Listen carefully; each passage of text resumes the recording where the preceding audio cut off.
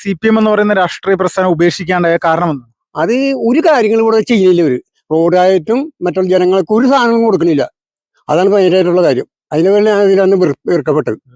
2020 നമ്മൾ ഇലക്ഷന് വന്നു. എന്നാലും അദ്ദേഹത്തിന്റെ ഈ പറഞ്ഞ പോലെ വോട്ട് ചെയ്യാനുള്ള മാനസികാവസ്ഥയൊന്നും ഉണ്ടായിരുന്നില്ല. എന്താ പറയാ, നമ്മളോട് എതിർപ്പുണ്ടായില്ല, നമ്മളെ വഴക്ക് പറയുക അങ്ങനെയൊന്നും ഉണ്ടായിട്ടില്ല. പക്ഷെ ഇലക്ഷൻ വോട്ട് ചെയ്തില്ല. പക്ഷെ അത് കഴിഞ്ഞ് ഏകദേശം എനിക്ക് തോന്നുന്നു ഒരു 6 മാസം കഴിഞ്ഞപ്പോഴേക്കും അദ്ദേഹത്തിന് തോന്നി നമ്മുടെ പ്രവർത്തനങ്ങൾ കണ്ട് ജനങ്ങളോട് നമ്മൾ പെരുമാറുന്നതും ജനങ്ങൾക്ക് വേണ്ടി നമ്മൾ ഓരോ കാര്യങ്ങൾ ചെയ്യുമ്പോഴും അദ്ദേഹത്തിന് അതിൽ താല്പര്യം വന്നു. അദ്ദേഹം നമ്മളോടൊപ്പം വരികയാണ് ചെയ്തത്. നമ്മളിൽ ഒരാളായിട്ട് അദ്ദേഹം ഇങ്ങോട്ട് വന്നതാണ്. ഞങ്ങൾ 2 കൈ നീട്ടി സ്വീകരിക്കുകയും അദ്ദേഹം ഒരു മുതിർന്ന ഒരു കാര്യകർത്താവായി കാണുകയാണ് ചെയ്യുന്നത്. കാരണം നമസ്കാരം. കൊടുങ്ങല്ലൂർ മുനിസിപ്പാലിറ്റിയിലെ 43-ാം വാർഡിൽ BJPയുടെ കൗൺസിലറായിട്ടുള്ള ശ്രീമതി ധന്യ ഷൈനെതിരെ ഒരുപാട് ആരോപണങ്ങളായിട്ട് CPMന്റെ പ്രവർത്തകർ പല ഘട്ടങ്ങളിലായിട്ട് മുന്നോട്ട് വന്നിരുന്നു.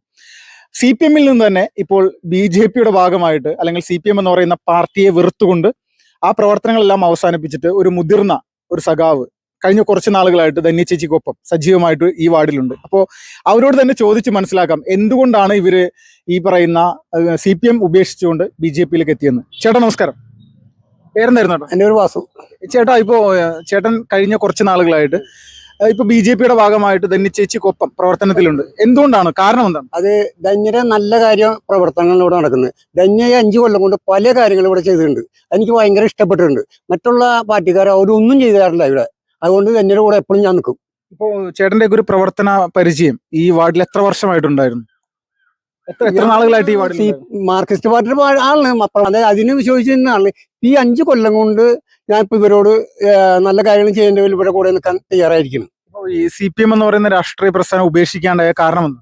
അത് ഒരു കാര്യങ്ങളും ഇവിടെ ചെയ്യില്ല. ഒരു റോഡായിട്ടും മറ്റുള്ള ജനങ്ങൾക്ക് ഒരു സാധനങ്ങളും കൊടുക്കണില്ല.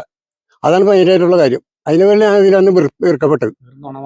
ഇപ്പോ ഈ എന്ത് ആവശ്യപ്പെട്ടിട്ടാണ് ഈ CPMന്റെ കാര്യകർത്താക്കൾ നിങ്ങളെ അടുത്ത് സമീപിക്കാറ്? എങ്ങനെയായിരുന്നു? നമ്മുടെ അടുത്ത് ഒന്നിനും വരാറില്ല. വരുന്നത് വല്ല സംഭാവനയ്ക്ക് വരും, ചോറും പൊതിക്കും വരും. വേറെ യാതൊരു കാര്യത്തിനും വരാറില്ല ഇവിടെ. ചേച്ചി, എങ്ങനെയായിരുന്നു ഇവരൊക്കെ കഴിഞ്ഞൊരു കുറച്ച് നാളുകൾക്കിടയിൽ CPM എന്ന് പറയുന്ന പാർട്ടി ഉപേക്ഷിച്ചിട്ട് നിങ്ങളുടെ കൂടെ വരാനുള്ള പ്രധാനപ്പെട്ട കാരണങ്ങൾ എന്തൊക്കെയാണ്?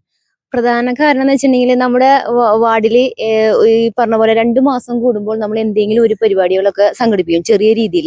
അപ്പൊ ആ പരിപാടികളൊക്കെ കാണുമ്പോൾ ജനങ്ങൾക്ക് വേണ്ടിയാണ് ഞങ്ങൾ എല്ലാവരും ഇത് ചെയ്യണേന്നുള്ളത് മനസ്സിലാക്കിക്കൊണ്ട് ആ ഒരു സന്തോഷവും ജനങ്ങൾക്ക് വേണ്ടിയാണല്ലോ എന്നുള്ളതൊക്കെ അറിഞ്ഞുകൊണ്ട് ഇദ്ദേഹം നമ്മളോടൊപ്പം വരികയാണ്. ഞാനും നിങ്ങളോടൊപ്പം സഹകരിക്കാന്ന് പറഞ്ഞ് നമ്മളോടൊപ്പം വന്നതാണ്. അപ്പോൾ നമ്മളും 2 കൈ നീട്ടി തന്നെ സ്വീകരിക്കേണ്ടായിരുന്നു. ആദ്യ സമയങ്ങൾ എങ്ങനെയായിരുന്നു? ഒരു പ്രതികരണം എങ്ങനെയായിരുന്നു? ആദ്യ സമയങ്ങളിൽ പറയാന്ന് വെച്ചിട്ടുണ്ടെങ്കിൽ ഞാൻ 2010 ഇലക്ഷൻ നിന്നിട്ടുണ്ടായിരുന്നു. ആ സമയത്തൊക്കെ ഇദ്ദേഹം കമ്മ്യൂണിസ്റ്റ് പ്രസ്ഥാനത്തിൽ വിശ്വസിക്കുന്ന ആളായിരുന്നു. അപ്പൊ അദ്ദേഹം ഈ പറഞ്ഞ പോലെ നമ്മളെ വഴക്ക് പറയുന്ന ഒരു അവസ്ഥ വരെ ഉണ്ടായിരുന്നു.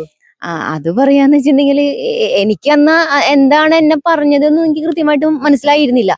ഇത്തിരി ഒച്ചയില് ഇദ്ദേഹം നമ്മളെ വഴക്ക് പറഞ്ഞു. പക്ഷെ ഇന്ന് ഞാൻ എടുത്തു പറയാണ്, ഇന്ന് ഇദ്ദേഹം നമ്മുടെ എന്താ പറയാ ഏറ്റവും നമ്മുടെ വേണ്ടപ്പെട്ട ഒരു വ്യക്തിയാണ്. അന്ന് ഈ പറഞ്ഞ പോലെ അദ്ദേഹത്തിന്റെ പ്രസ്ഥാനത്തിനോടുള്ള വിശ്വാസം കൊണ്ട് വേറൊരു പാർട്ടി ഇവിടെ വന്നാലോ എന്നുള്ളൊക്കെ ഒരു ടെൻഷൻ കൊണ്ടായിരിക്കാം അദ്ദേഹം അന്ന് അങ്ങനെ പറഞ്ഞത്. വളരെ ദേഷ്യപ്പെട്ടുകൊണ്ട് നമ്മളോട് സംസാരിച്ചു. അത് 2010-ലാണ്. പക്ഷെ 2020 നമ്മൾ ഇലക്ഷൻ വന്നു. എന്നാലും അദ്ദേഹത്തിന്റെ ഈ പറഞ്ഞ പോലെ വോട്ട് ചെയ്യാനുള്ള മാനസികാവസ്ഥയൊന്നും ഉണ്ടായിരുന്നില്ല. എന്താ പറയാ, നമ്മളോട് എതിർപ്പുണ്ടായില്ല, നമ്മളെ വഴക്ക് പറയുക അങ്ങനെയൊന്നും ഉണ്ടായിട്ടില്ല. പക്ഷെ ഇലക്ഷൻ വോട്ട് ചെയ്തില്ല. പക്ഷെ അത് കഴിഞ്ഞ് ഏകദേശം എനിക്ക് തോന്നുന്നു ഒരു 6 മാസം കഴിഞ്ഞപ്പോഴേക്കും അദ്ദേഹത്തിന് തോന്നി നമ്മുടെ പ്രവർത്തനങ്ങൾ കണ്ട് ജനങ്ങളോട് നമ്മൾ പെരുമാറുന്നതും ജനങ്ങൾക്ക് വേണ്ടി നമ്മൾ ഓരോ കാര്യങ്ങൾ ചെയ്യുമ്പോഴും അദ്ദേഹത്തിന് അതിൽ താല്പര്യം വന്നു. അദ്ദേഹം നമ്മളോടൊപ്പം വരികയാണ് ചെയ്തത്. നമ്മളിൽ ഒരാളായിട്ട് അദ്ദേഹം ഇങ്ങോട്ട് വന്നതാണ്. ഞങ്ങൾ 2 കൈ നീട്ടി സ്വീകരിക്കുകയും അദ്ദേഹം ഒരു മുതിർന്ന ഒരു കാര്യകർത്താവായി കാണുകയാണ് ചെയ്യുന്നത്. കാരണം ഞങ്ങളെ സംബന്ധിച്ച് ഇവിടെ പ്രവർത്തകര് അധികം പ്രായം കുറഞ്ഞ പ്രവർത്തകരാണ്. അപ്പൊ അത് കാരണം കൊണ്ട് ഞങ്ങൾക്ക് ഇദ്ദേഹത്തിനെ പോലെ ഒരു കാരണവർ സ്ഥാനമാണ് ഞങ്ങൾ ഇന്ന് അദ്ദേഹത്തിന് കൊടുത്തിരിക്കുന്നത്. ഓരോ കാര്യങ്ങളും ചോദിച്ചിട്ടാണ് ഞങ്ങൾ ചെയ്യാറ്. ഇപ്പോ ഒരു പ്രാവശ്യം BJPക്ക് വോട്ട് ചെയ്യണമെന്ന് ആഗ്രഹിച്ച് പോയിട്ട് CPM വോട്ട് ചെയ്തൊരു സാഹചര്യം ഉണ്ടായില്ലേ? അതൊന്ന് വിശദീകരിക്കാൻ സാധിക്കുമോ? ഇദ്ദേഹം പറഞ്ഞത്? ഇദ്ദേഹം പറഞ്ഞത് എന്താന്ന് വെച്ചിട്ടുണ്ടെങ്കിൽ ഞാൻ വെറുതെ ചോദിച്ചു, ഇങ്ങനെ വാസു ചേട്ടൻ എനിക്ക് വോട്ട് ചെയ്തോ എന്ന് ചോദിച്ചു. അപ്പൊ പറഞ്ഞു ഇല്ല, ഞാൻ വോട്ട് ചെയ്തില്ല. 2020 ഞാൻ എനിക്ക് വോട്ട് ചെയ്തില്ല. കാരണം എൻ്റെ അച്ഛൻ മരിച്ചപ്പോ അച്ഛനെ ചുമന്ന കൊടി കൊണ്ട് പുതപ്പിച്ച് കിടക്കുന്നത് എൻ്റെ മനസ്സിൽ കണ്ടപ്പോ എനിക്ക് വേറൊരു പാർട്ടിയിലേക്ക് വോട്ട് ചെയ്യാനായിട്ടുള്ള ഒരു ഇത് തോന്നിയില്ല. അപ്പൊ അതുകൊണ്ട് ധന്യക്ക് ഞാൻ വോട്ട് ചെയ്തില്ല. പക്ഷെ ധന്യയുടെ പ്രവർത്തനങ്ങൾ എനിക്ക് ഇഷ്ടപ്പെട്ടു, ഞാൻ ധന്യയുടെ കൂടെ ഉണ്ടാവും എന്ന് അദ്ദേഹം എനിക്ക് വാക്ക് തരുകയാണ് ചെയ്തത്. ഇന്നും അദ്ദേഹം എന്റെ ഒപ്പം തന്നെയുണ്ട്. ചേട്ടാ നമസ്കാരം. നമസ്കാരം. പേരെന്തായിരുന്നു? മഹേഷ്. എത്ര കാലമായിട്ട് ബിജെപിയുടെ പ്രവർത്തനത്തിലുണ്ട്? ഞാനിപ്പോ ഒരു 5 വർഷമായിട്ട് സജീവമായിട്ട് ബിജെപിയുടെ പ്രവർത്തനത്തിലുണ്ട്. ഭാരതീയ ജനതാ പാർട്ടിയുടെ ഇവിടെ 43-ാം വാർഡ് ബൂത്ത് പ്രസിഡന്റ് ആണ്. ചേട്ടാ, ഇപ്പോ CPM-ന്റെ ഒരു കുത്തക സീറ്റ് ആയിരുന്നല്ലോ ഇത്. അത് പിടിച്ചെടുക്കുന്നതിൽ നിർണായകമായിട്ടുള്ള പങ്ക് വഹിച്ച ആളുകളിൽ ഒരാളാണ് താങ്കൾ. അപ്പോൾ എങ്ങനെയായിരുന്നു CPM-ന്റെ ആദ്യകാലം? നിങ്ങളോടൊക്കെയുള്ള ഒരു പ്രതികരണങ്ങൾ എങ്ങനെയായിരുന്നു? ആദ്യ കാലഘട്ടത്തിൽ എന്ന് വെച്ചിട്ടുണ്ടെങ്കിൽ ഇവിടെ ഒരു വളരെ മോശപ്പെട്ട രീതിയിലാണ് എല്ലാ കാര്യങ്ങളും നടന്നിരുന്നത്. അതായത് ഇവിടെ വാർഡ് സഭ എന്ന് പറഞ്ഞ സംഭവം ഉണ്ടായി. അത് ഇവിടെ BJP-യുടെ കൗൺസിലർ വന്നതിന് ശേഷമാണ് നമ്മ ഈ വാർഡ് സഭയുടെ നോട്ടീസ് എല്ലാ വീടുകളിലും കൊണ്ടുവന്ന് എത്തിക്കുമ്പോ ഇങ്ങനൊരു സംഭവം ഉണ്ടാ, അതായത് ഇതൊക്കെ വ്യക്തമായിട്ട് എങ്ങനെ അറിയാൻ പറ്റുമോ എന്നുള്ള ചോദ്യങ്ങള് നമ്മുടെ നാട്ടുകാർ ചോദിക്കുന്നത്. അതായത് ആദ്യ കാലഘട്ടത്തിൽ ഇങ്ങനൊരു സംഭവം ഇല്ല. അതൊക്കെ എല്ലാവരും കൂടി എഴുതി ഒപ്പിട്ട് ഞാനും സപ്പനും സുഭദ്ര എന്നൊക്കെ പറയണ ആ രീതിയിലുള്ള ഒരു കൂട്ടുകെട്ടായിരുന്നു ആദ്യകാലങ്ങൾ ഇവിടെ നടന്നത്. ഇപ്പൊ സുതാര്യമായിട്ട് ജനങ്ങൾക്കെല്ലാം അറിയാം, എല്ലാ കാര്യങ്ങളും അറിയാം. അതായത് നമുക്ക് എന്ത് ചോദ്യങ്ങൾ വേണമെങ്കിൽ ചോദിക്കാം, അതിന് കറക്റ്റായിട്ടുള്ള മറുപടി കൊടുക്കും.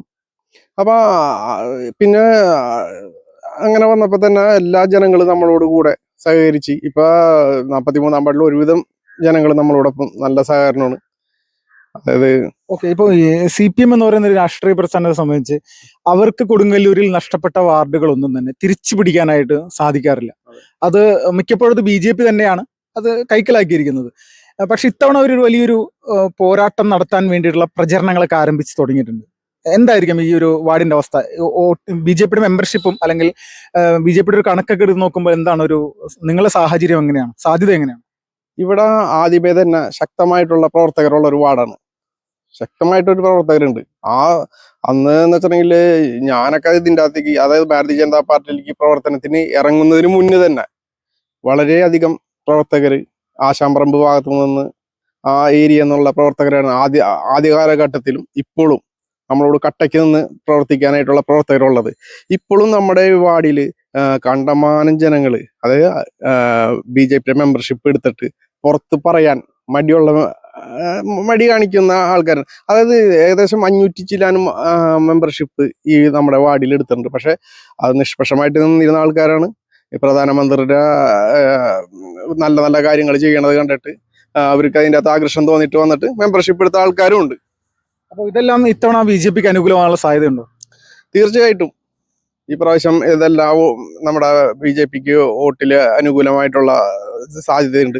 കൂടാതെ നമ്മുടെ ഇവിടെ നല്ല നല്ല കട്ടയ്ക്ക് നിൽക്കുന്ന പ്രവർത്തകർ, എന്തിനെപ്പം നിൽക്കുന്ന പ്രവർത്തകരുണ്ട്. അപ്പൊ അവരെല്ലാവരും പ്രവർത്തനമുണ്ട്, നമുക്ക് സഹകരണമുണ്ട്. ഇപ്പോൾ ഒരു ഗ്രാമീണ മേഖലയായിട്ട് കാണാൻ പറ്റുന്ന ഒരു പ്രദേശമല്ല, ഒരു അത്യാവശ്യം സാമ്പത്തിക ശേഷിയെല്ലാം 50% ആളുകൾക്കും അത്യാവശ്യം സാമ്പത്തിക ശേഷിയുള്ള ഒരു വാർഡ് കൂടിയാണ്. അപ്പൊ ഇവരിലേക്ക് ഇറങ്ങി ചെല്ലുന്ന സമയത്ത് ഇപ്പോഴത്തെ ഒരു പ്രതികരണങ്ങളൊക്കെ എങ്ങനെയാണ്? അവരെന്താ പറഞ്ഞുകൊണ്ടിരിക്കുന്നത്? അതായത് ഇവിടെ നമ്മുടെ ഈ 43-ാം വാർഡിനെ സംബന്ധിച്ച് ഒരുവിധം ആൾക്കാരും മിഡിൽ ക്ലാസ്സും അതിന് വളരെ ഒരു ജീവിത സാഹചര്യമുള്ള വാർഡാണ്. അപ്പൊ ജനങ്ങൾക്കുള്ള ആഗ്രഹങ്ങൾ എന്താണെന്ന് വെച്ചിട്ടുണ്ടെങ്കിൽ മുനിസിപ്പാലിറ്റിയിൽ നിന്ന് കിട്ടുന്ന കാര്യങ്ങൾ, അതായത് മുനിസിപ്പാലിറ്റിയിൽ നിന്ന് ജനങ്ങൾക്കുള്ള ആനുകൂല്യങ്ങൾ അത് കറക്റ്റായിട്ട് ജനങ്ങൾക്ക് എത്തിക്കുക. പിന്നെ ഇവിടെ റോഡിനെ സംബന്ധിച്ച് ഇപ്പൊ എല്ലാവർക്കും അറിയണതാണ്. അപ്പൊ ഒരു തെറ്റിദ്ധാരണ ഇവിടെ പരത്തി നടക്കുന്നുണ്ട്. CPM-ന്റെ കുറച്ച് CPI ആൾക്കാർ കൂടി തെറ്റിദ്ധാരണ, അതായത് റോഡ് പണിയണില്ല. അത് റോഡ് പണിയാനായിട്ട് മുനിസിപ്പാലിറ്റിന്ന് ഫണ്ട് അനുവദിച്ചാലേ നമുക്ക് ഇവിടെ റോഡ് പണിയാൻ പറ്റുള്ളൂ, അല്ലാതെ റോഡ് പണിയാൻ പറ്റൂല. ആകെ 2 ലക്ഷം രൂപ 3 ലക്ഷം രൂപ കൊടുത്തിട്ട് റോഡ് പണിയാനായിട്ടുള്ള ഫണ്ടിന് പോലും അത് തികയൂല. അപ്പൊ ജനങ്ങൾക്ക് ഇവിടെ ആഗ്രഹം എന്ന് വെച്ചിട്ടുണ്ടെങ്കിൽ നല്ല രീതിയിലുള്ള നല്ല രീതിയിലുള്ള കാര്യങ്ങൾ ഇവിടെ ചെയ്യണം. ജനങ്ങൾക്ക് ഉപകാരപ്പെടുന്ന കാര്യങ്ങൾ വേണം. നമ്മുടെ വാർഡിന്റെ ഡെവലപ്മെന്റ് വേണം. ഇത്രയാണ് കാര്യങ്ങളല്ലേ? ഓക്കെ. അപ്പോൾ കൊടുങ്ങല്ലൂർ മുനിസിപ്പാലിറ്റിയെ സംബന്ധിച്ച് BJP CPM-ൽ നിന്ന് പിടിച്ചെടുത്ത ഒരു വാർഡ് കൂടിയാണിത്. ഇത്തവണയും ഈ വാർഡ് നിലനിർത്തും എന്നുള്ള പ്രതീക്ഷയിൽ BJP മുന്നോട്ട് പോവുകയാണ്. കൊടുങ്ങല്ലൂരിൽ നിന്നും വിപിൻ ലാൽ, ഫാസ്റ്റ് റിപ്പോർട്ട്സ്.